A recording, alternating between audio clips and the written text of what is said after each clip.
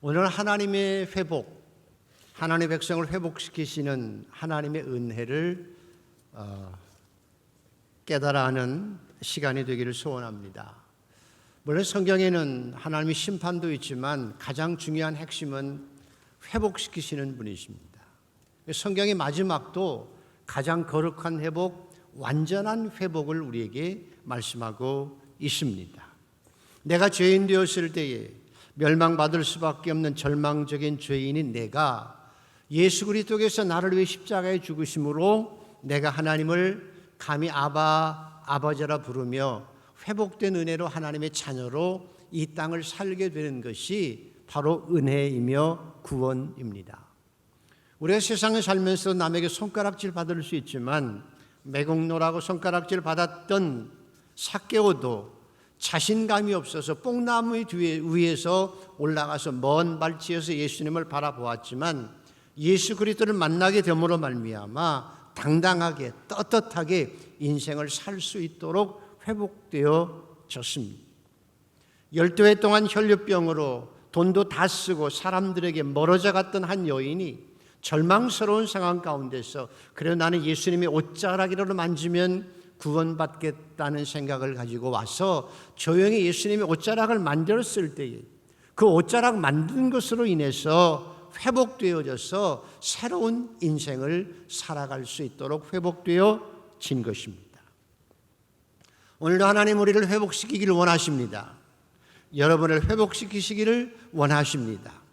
회복해서 생명을 가지고 당당하게 떳떳하게 이 땅을 풍성하게 살아가도록 역사하시는 분이 오늘도 살아계신 나의 하나님 아버지심을 믿습니다. 오늘 내가 이 자리에 있는 것은 나를 회복하신 하나님, 지금도 회복시키시고 영원히 나를 함께 하시고 영원한 은혜를 주신 하나님을 믿기 때문에 오늘도 그 은혜를 체험했기 때문에 오늘 제가 이 자리에 앉아 있는 줄 믿습니다. 그러나 마귀는 반대로 우리를 멸망시키려고 합니다.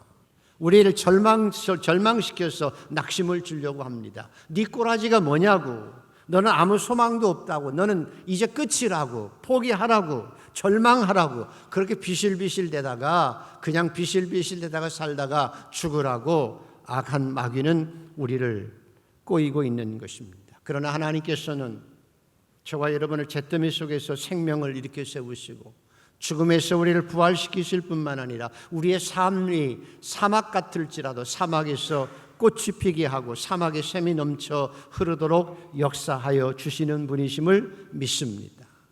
지금도 예수를 찾는 사람은 누구든지 어떤 사람이든지 어떤 형편에서든지 내가 마치 혈류병 여인처럼 산산조각이 났을지라도 허랑방탕한 탕자 같은 모습일지라도 주님 앞에 나오면 주님께서는 우리 영과 혼과 육을 온전하게 회복시켜 주십니다.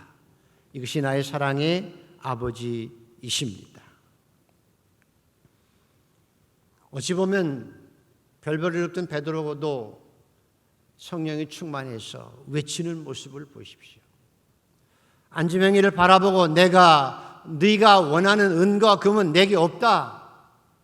나는 부자가 아니다. 초라하다. 그러나 내게 있는 것으로 내게 주노니, 내가 가진 것으로 내게 있는 것으로 내게 주노니 곧 나사렛 예수 이름으로 일어나 걸으라 했을 때 그가 일어나서 걸으며 찬양하며 춤추며 성전으로 올라갈 수 있었습니다. 오늘도 하나님은 우리가 일어날 수 없습니다. 하나님 나는 절망해서 일어날 수 없습니다 라고 말할 때 너는 일어날 수 있다고 말씀하십니다. 일어나서 걸으며 뛰며 하나님을 찬양할 수 있다고 말씀하십니다. 잿더미 속에서 하나님 나는 힘들어요, 하나님 나는 소망이 없어요 그렇게 말하는 마귀 옆에서 하나님께서는 우리를 절망에서 소망으로, 질병을 건강함으로, 슬픔을 기쁨과 눈물이 변해서 춤이 되게 하셔서 우리를 온전하게 회복시켜 주시는 하나님이십니다. 오늘도 전능하신 하나님 아버지께서 주시는 은혜로 여러분이 일어나서 걸으며 뛰며 회복시키는 하나님의 은혜로 더욱 풍성한 삶을 살아낼 수 있는 능력 있는 신앙인들이 되기를 축복합니다. 하나님 우리를 회복시키시는 주님이십니다. 그래서 오늘 1절과 3절을 한번 보십시오.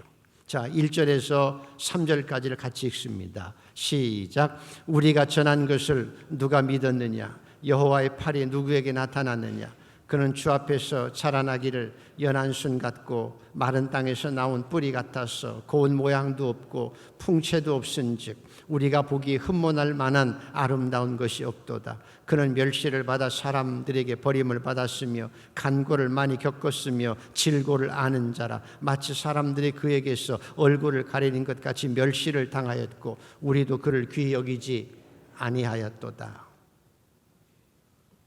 이 말이 무슨 말인가 하면, 제가 가끔 저녁 늦게라도 이렇게 한강변을 이렇게 산책을 합니다. 어두컴컴한데도 괜찮거든요. 근데 갑자기 괴한들이 나타나서, 여러분이 한강변을 걷다가 갑자기 괴한이 나타나서 여러분을 못 살게 하고 그리고 힘들게 하려고 할 때, 우리 이성 장로님 같이 덩치가 큰 분이 나타나가지고 염려하지 마, 내가 도와줄게 하면 안심이 돼요? 안 돼요?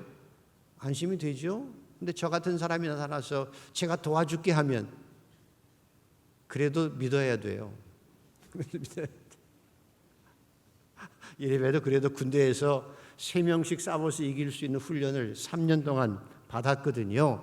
아직도 2명은 이길 수 있을 자신감은 있는데 될지 안 될지 한 번도 연습 안 해봐서 모르겠고요. 어쨌든 간에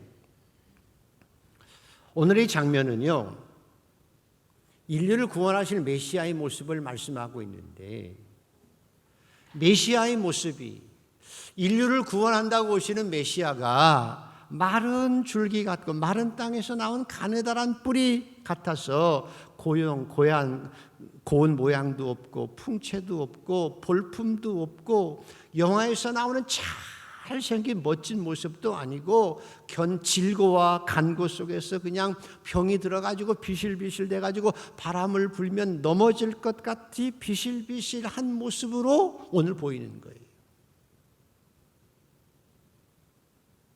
그래서 적어도 메시아라고 하면 뭔가 폼난 모습으로 사람들이 봐도 저분이 메시아야 라고 알아볼 만한 풍채 있는 모습으로, 다윗처럼 영웅 같은 모습으로, 솔로몬처럼 지혜 있는 모습으로 능력 있게 나타나야 메시아가 메시아답게 그래도 보여져야 믿을 만한데, 징벌을 받아가지고 아주 가느다란 모습으로, 아주 초라한 모습으로, 그것도 고난의 종으로 십자가에 못 박혀서 로마 사람들에게 비실비실 대다가 십자가에서 못 박혀 맥없이 죽은 예수가, 그런 사람이 어떻게 인류를 구원할 수 있는 메시아가 될 수 있느냐는 거예요.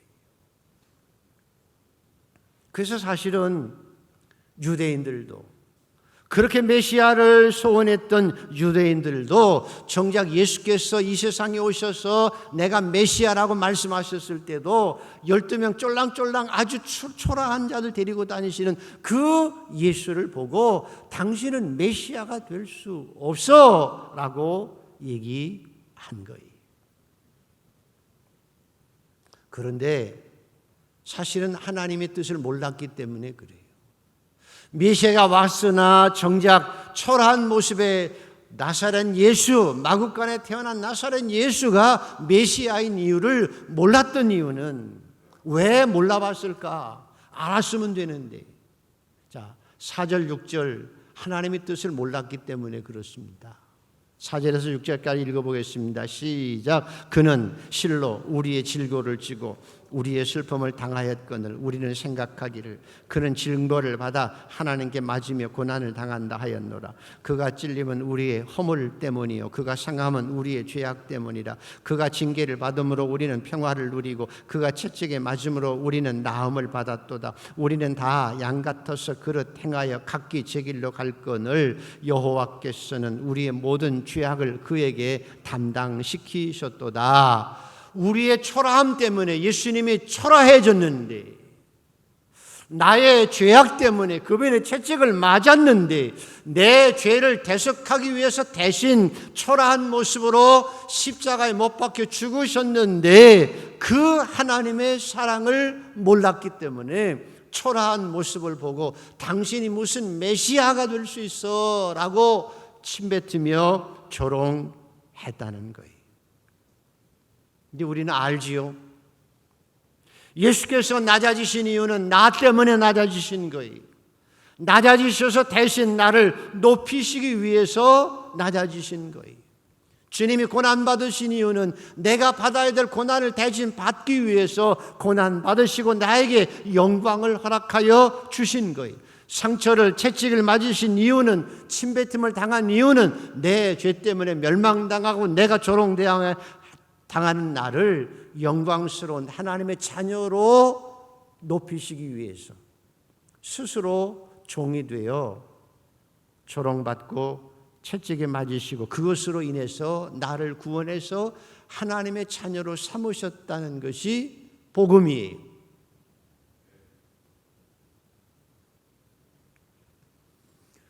이걸 몰랐던 유대인들은 예수님을 배척했지만 그래서 이사야 55장에서 다시 강조해요. 내 생각은 너희 생각과 다르다.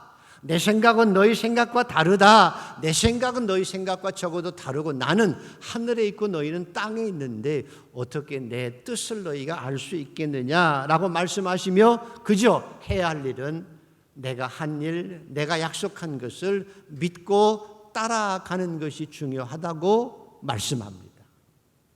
오늘 저와 여러분은 여러분의 생각이 아니라 1.1에도 변함이 없는 하나님의 약속의 말씀을 믿고 잘 주의 뒤를 따라감으로 구원의 백성으로서 늘 회복시키시고 우리를 영광스럽게 하시는 하나님의 은혜를 누리고 살아가는 성도가 되기를 소원합니다. 그래서 주님을 따라가는 것이 믿음이고 주님의 말씀을 따라가는 것이 신앙이고 주님의 말씀을 올곧게 그대로 따라가는 것이 축복의 비결이며 회복의 길임을 믿습니다.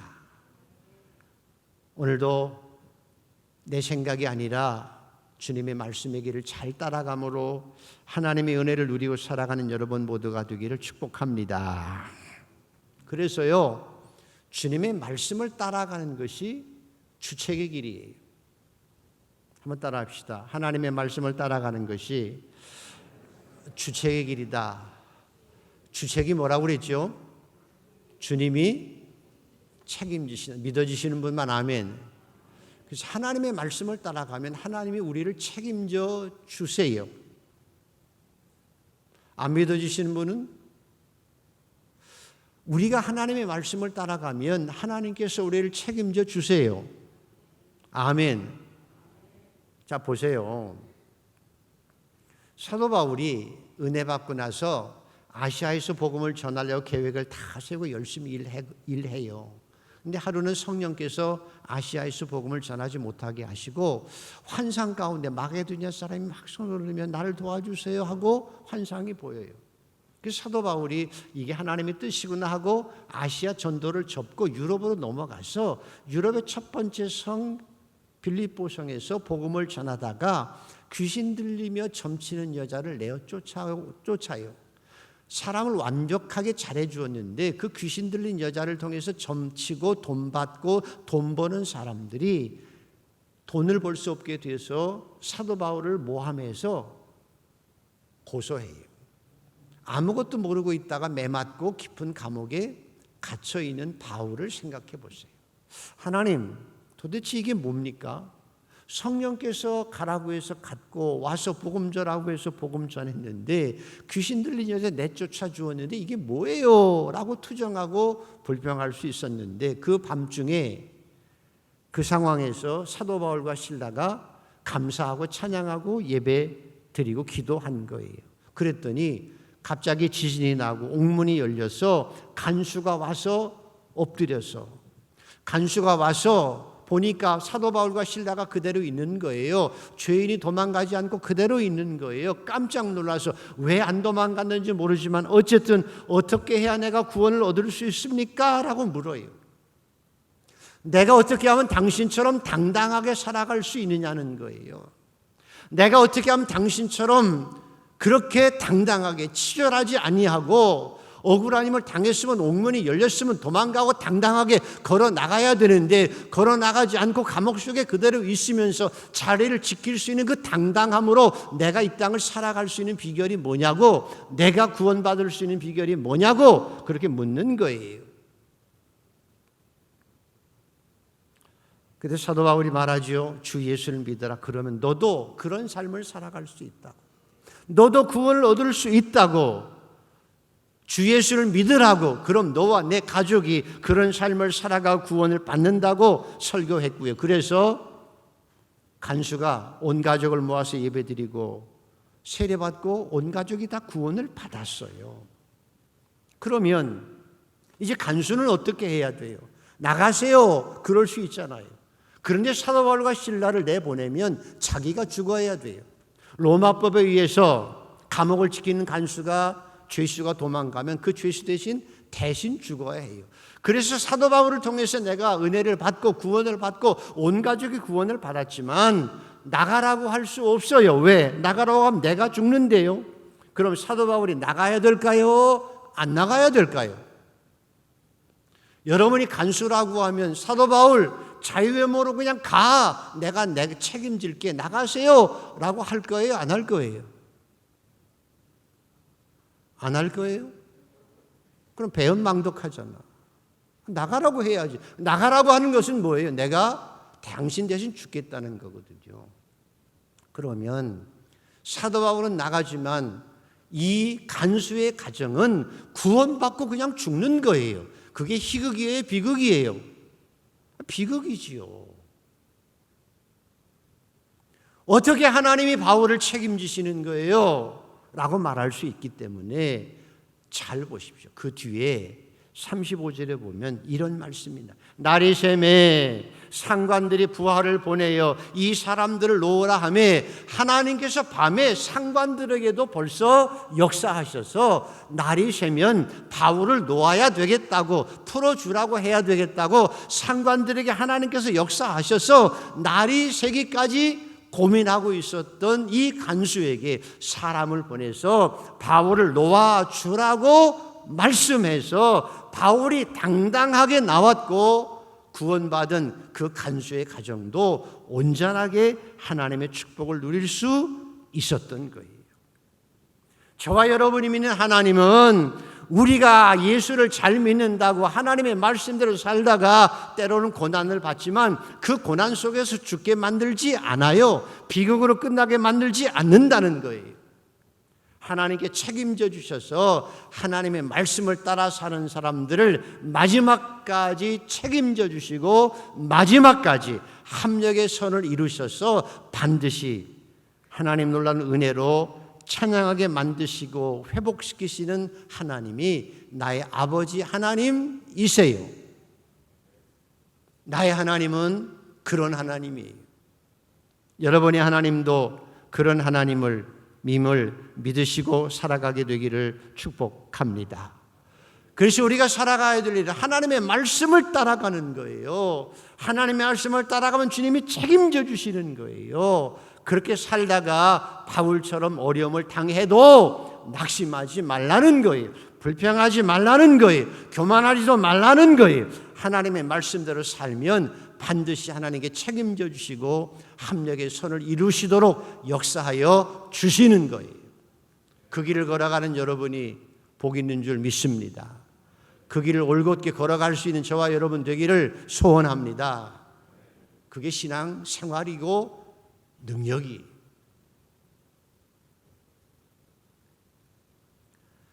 마라스무스라고 하는 병이 있는데요. 그 병은 고아원에서 생긴 병입니다. 고아원.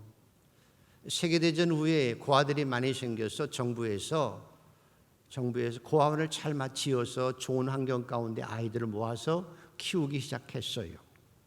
그런데 그 고아원에 있던 아이들이 점점 더 약해지고 식욕을 잃어가고 나중엔 손발의 감각을 잃어가고 점점 나약해지다가 죽는 거예요. 환경도 좋고 먹을 것도 충분한데 왜 아이들이 시름시름 앓다가 약해져서 죽어가느냐? 연구가 필요해서 전문가들을 보냈어요. 전문가들이 그 고아원에 가서 아이들 상태를 점검하고 연구하기 시작해요. 왜 아이들이 약해지나? 왜 아이들이 힘이 없어지나? 왜 저렇게 비실비실하다가 식욕을 잃고 죽어가나? 열심히 연구했어요. 연구하면서 아이들을 데리고 물어보기도 하고 대화도 하고 뭐가 필요하니 묻기도 하고 놀아주기도 하고 같이 땡깡 부린 아이들 안고 껴안아주면서 아이들의 모습을 상태를 점검하기 시작했어요. 근데 한동안 그런 연구 작업을 하는 동안 죽던 아이들이 죽어가지 않는 거예요. 죽는 아이들이 없어진 거예요. 아이들이 생기가 돌아난 거예요. 이게 말이 안 되지 않느냐? 왜 사람들이 가서 그 아이들을 데리고 놀아주고 연구할 때 아이들이 왜 죽지 않았을까? 그게 더 중요해요. 왜 그랬을까요? 그 이유는 전문가들이 가서 아이들을 만나서 안아주고 대화하고 그리고 놀아주고 들어주고 같이 이끌이며 웃고 그러는 동안에 아이들이 치료가 다 되어진 거예요. 여러분, 인간이라고 하는 존재를 하나님께 창조하실 때 외로운 섬처럼 창조하지 않았어요. 인간은 외로운 섬이 아니에요. 아무리 많아도 아무리 가진 것이 많아도 혼자 사는 것은 행복하지 않아요. 하나님께서 완벽하게 창조한 에덴 동산에서도 아담이 혼자 있는 것을 하나님께서 좋게 여기지 아니시고 아담과 하와가 같이 있을 때 보시기에 심히 좋았더라라고 말씀한 거예요. 아담과 이브가 행복하게 살아갈 때 보시기에 심히 좋았더라라고 말씀하신 거예요. 그래서 가정이 중요하고 더 중요한 것은 서로 사랑하고 살아가는 것이 인생의 능력이고 행복이고 건강이에요. 제가 어떤 잡지에 보니까 인간의 현대인들이 건강을 해치는 것들이 몇 가지가 있어요. 술, 담배는 건강을 해치지요. 담배가 제일 안 좋다고 하지요. 또 하나 운동 부족이 우리의 건강을 해치기도 해요. 게으르지 말고 아침에 퍼져 자면 그게 건강에 안 좋다는 거지요. 그런데 정말 우리의 건강을 해치는 것이 뭐냐? 운동 부족도 건강을 해치고 담배도 건강을 해치고 포식하는 것도 건강을 해치는 일이지만 가장 건강을 해치는 것은 외로운 거예요. 외로운 것이 가장 큰 공포고 외롭기 때문에 차라리 내가 죽는 거예요. 그래서 이 세상에서 가장 큰 문제가 뭐냐? 사회적 고립, 정신적 고립과 상실감이 인간을 약하게 하고 죽게 만든다는 거예요. 그래서 어린 아이들이 고아들이 고아원에서 먹을 것이 없어서가 아니에요. 입을 것이 없어서가 아니에요. 사랑에 굶주리다가 점점 더 메말라서 아이들 병들고 약해지고 죽어가는 거예요. 우리의 행복이 어디에 있어요? 그래서 하나님께서 우리에게 주시는 회복의 은혜가 무엇이냐? 하나님과의 관계를 맺고 하나님의 사랑을 받고 내가 하나님을 사랑하고 살아가는 거예요. 내가 하나님의 사랑을 받고 하나님의 사랑을 하며 살아가는 거예요. 내가 왕 같은 제사장으로서 당당하게 이 땅을 살아가는 거예요. 내가 하나님의 소중한 존재임을 알고 하나님의 사랑받는 존재로 이 땅을 살아가고 그 사랑 가지고 나도 하나님을 사랑하며 이웃을 사랑하며 살아가기에 그리스도인이 세상에서 가장 복된 자이며 가장 영광스러운 자이며 이 땅을 가장 영육간에 강건하게 살아갈 수 있는 존재가 여러분이에요.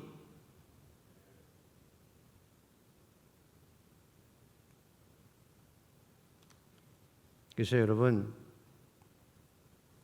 하나님과의 관계가 회복돼야 우리에게 인생의 즐거움이 있고 사람과의 관계가 회복돼야 우리에게 행복이 있고 건강함이 있는 것입니다. 그래서 오늘날 고독 속의 군중 속의 고독이라고요. 사람들이 많이 어울리고 살아가지만 진실로 관계성이 파괴되어졌기 때문에 인생이 행복하지 않고 불행하게 살아가기 때문에 사람과의 관계가 깨어지는 것을 조심하고 깨어지는 것이 아파서 혼자 살아가는 것이 비극의 시작이며, 그래서 정 안 되면 현대인들에게 사람과 관계 속에서 깨어지는 것이 아파서 혼자 살지 말고 부딪히면서라도 상처받으면서라도 고슴도치처럼 서로 상처를 내면서도 같이 살아야 되고, 정 그것이 어렵거든 개라도 키우고 살아라 그래요.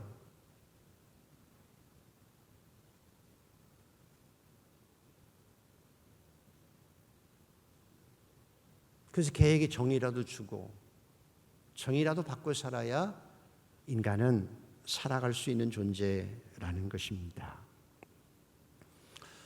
오늘도 예수 안에서 하나님의 거룩한 자녀가 되고 왕같은 제사장이 된 여러분, 이제 그 사랑 가지고 우리가 이 땅에서 하나님의 은혜를 누리며 주 안에서 기뻐하며 즐거워하며 살아가는 은혜의 백성들이 되기를 축복합니다. 그래서 가능하면 하나님 앞에 좀 더 가까이 가셔야 돼요. 하나님 앞에 좀 더 가까이 가야 돼요. 누가 나를 하나님의 사랑에서 끊으리요? 하나님의 사랑에서 우리를 끊을 자가 없어요. 누가 나를 정죄하리요? 나를 위해서 나를 구원하신 분은 십자가에 죽으신 예수 그리스도, 그분이 나를 위해 죽으셨어요. 그래서 내가 하나님의 자녀가 된 소중한 백성이며 내가 왕같은 제사장이, 이 놀라운 영적 자존감을 가지고 이 땅을 당당하게 힘있게 그 사랑 가지고 살아갈 수 있는 여러분 되기를 소원합니다. 그 사랑 가지고 살아가는 것. 근데 중요한 것은 내가 그 사랑 가지고 살아가면 저절로 남도 사랑할 수 있게 되어지는 거예요. 그래서 교회가 복이에요. 성도가 복이에요. 하나님의 사랑을 얻은 내가 그 사랑 가지고 남도 사랑하며 아껴주며 소중히 여기며 살아갈 수 있는 곳이 가정과 교회밖에는 없는 거예요. 그래서 가정이 있는 여러분이 행복하고 교회가 있는 여러분이 행복하고 교회 생활을 통해서 조금씩 더 사랑하고 살아가는 여러분이 복 중에 복이며 세상의 소망이고 빛인 것을 믿으시기를 축복합니다. 따라하십시오. 하나님, 저는 왕같은 제사장입니다. 아멘. 왕같은 제사장으로 살아가십시오. 우리 주부들이 가끔, 저도 집에서 경험해 보면, 감자 있죠, 감자. 요즘에 감자 사서 한 박스씩 조그만 거 집에 넣어놓으면 가끔 감자가 썩은 게 나오죠. 자, 썩은 감자가 나오면 어떻게 해야 돼요? 저도 아는데 여러분은 몰라요? 썩은 감자가 나면 썩은 감자를 어떻게 내야 돼요?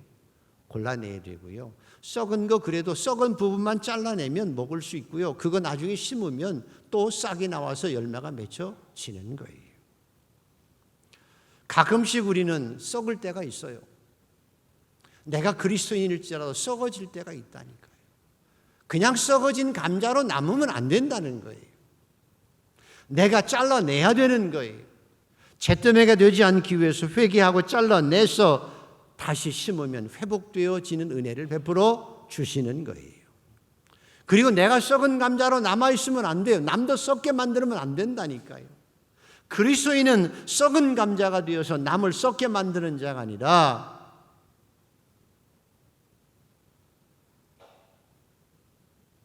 아름다운 향기 내는 꽃이 되어서 남에게 향기를 드러내며 살아가는 존재인 줄 믿습니다. 여러분은 남에게 빛이 되고 소금이 되고 꽃이 되어 향기를 발해서 다른 사람에게 행복을 나누어 주는 자로 이 땅을 살아가게 되기를 축복합니다. 이게 회복이에요.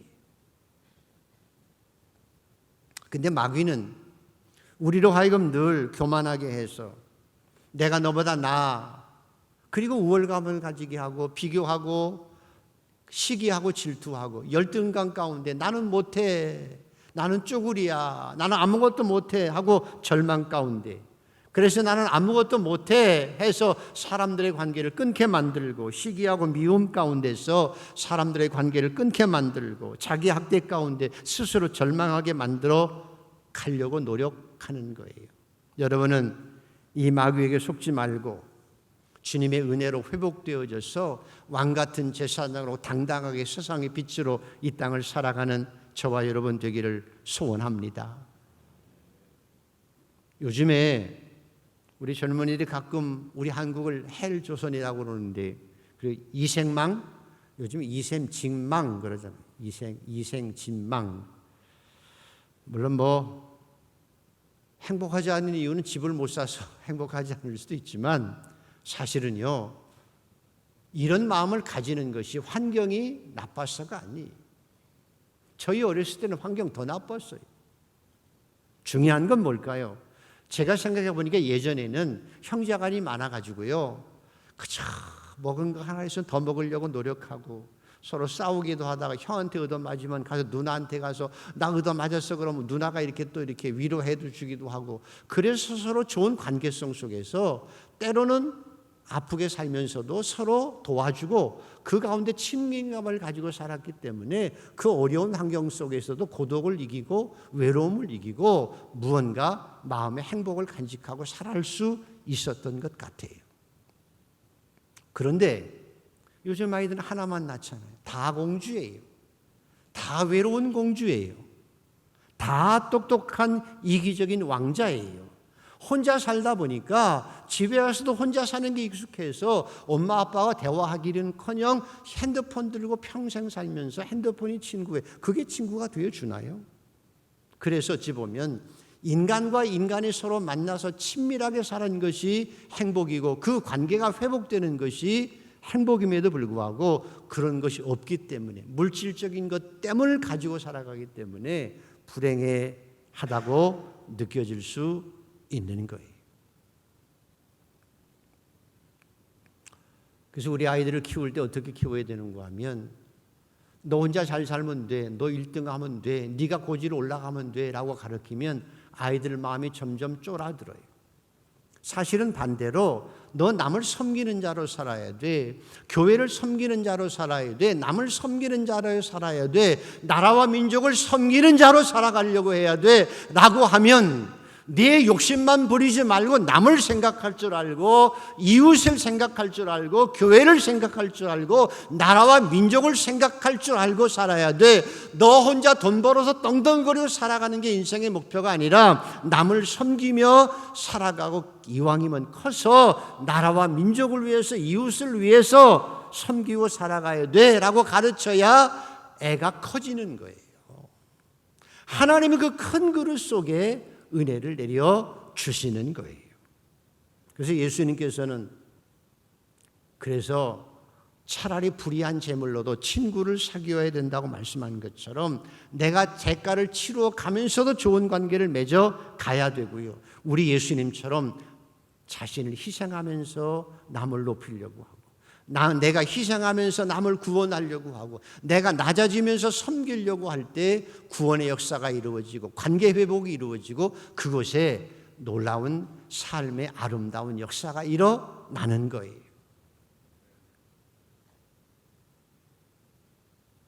자, 인생의 행복은 관계에 있습니다. 신앙의 축복도 관계에 있습니다. 저와 여러분은 하나님과의 관계가 온전하게 회복되기를 소원합니다. 이 더운 여름에 하나님과의 관계가 회복되고 다른 사람들의 관계가 아름답게 회복되고 가정이 회복되는 은혜가 있게 되기를 축복합니다. 마귀는 오늘 또 우리에게 자꾸만 속삭이는 거예요. 보십시오.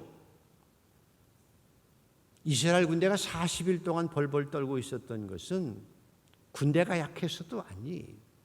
사실 골리앗이 나타나가지고 너희 놈들 죽어 나와 싸워봐 외치는 그 소리에 두려워서 벌벌 떨고 있었던 거예요. 오늘 마귀는 우리를 똑같이 그렇게 만들려고 해요. 너 세상의 환경이 어렵잖아. 사람들이 이생망이라고 하잖아. 사람들이 헬조선이라고 하잖아. 너도 벌벌 떨어. 네가 뭐 별 볼 일이 있어?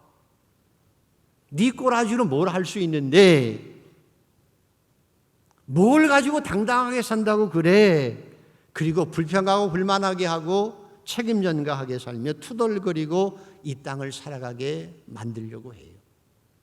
조금 가지면 교만해서 큰 소리 치게 만들려고 해요. 그래서 관계가 깨어지고 하나님과의 관계도 깨어지고 사람들과의 관계가 깨어져서 외롭게 살게 만드는 것이 마귀예요. 근데 다윗을 보세요. 가진 게 뭐 있어요? 창도 없어요. 칼도 없어요. 갑옷도 없어요. 가지고 있는 건 물맷돌 하나였지만 그가 외치는 소리를 들어보세요. 골리앗은 너 아무것도 아니야 라고 얘기하지만 나는 만군의 여호와, 세상을 창조하신 하나님, 세상을 창조하신 하나님, 나의 주인이신 인생의 하나님, 이 세상의 주인이신 하나님, 네가 욕하는 만군의 여호와 그 이름을 믿고 너에게 나아가. 그분이 세상의 주인이셔. 나는 그분의 자녀야. 당당함으로 나아갈 때 하나님께서 그를 이기게 하셨고 결국은 하나님의 위대한 역사가 이스라엘에 이루어진 거예요. 오늘도 여러분의 환경을 되돌켜 보십시오. 여러분의 주변을 살펴보십시오. 여러분 스스로를 한번 생각해 보십시오. 오늘도 마귀의 음성을 듣고 넌 아무것도 아니야, 절망하고 낙심하게 하고 교만하게 하고 시기하게 하고 질투하게 하는 그 음성에 귀를 기울이지 말고 너는 내 자녀야. 누가 너를 내 사랑에서 빼앗을 수 있는 자는 아무도 없어. 너는 왕같은 제사장이고 하나님의 자녀이며 내가 너를 오른손으로 붙들고 있다고 말씀하시는 주님의 말씀을 듣고 용기를 가지고 일어날 수 있는 여러분 모두가 되기를 축복합니다. 하나님은 회복의 하나님이십니다. 우리를 어떤 상태로 회복시켜 주십니다. 완전히 깨었을지라도 더 좋은 것으로 만들어 내십니다. 환난 가운데서 좋은 연단한 금처럼 우리를 회복시키신 하나님의 은혜가 지금도 존재하고 지금도 역사하고 계심을 믿습니다. 이 더운 여름에 하나님의 은혜가 회복되고 가정이 회복되고 우리의 삶이 진정으로 회복되어지고 교회가 에덴으로 회복되어지는 거룩한 역사가 있어지는 귀한 계절이 되기를 축복합니다.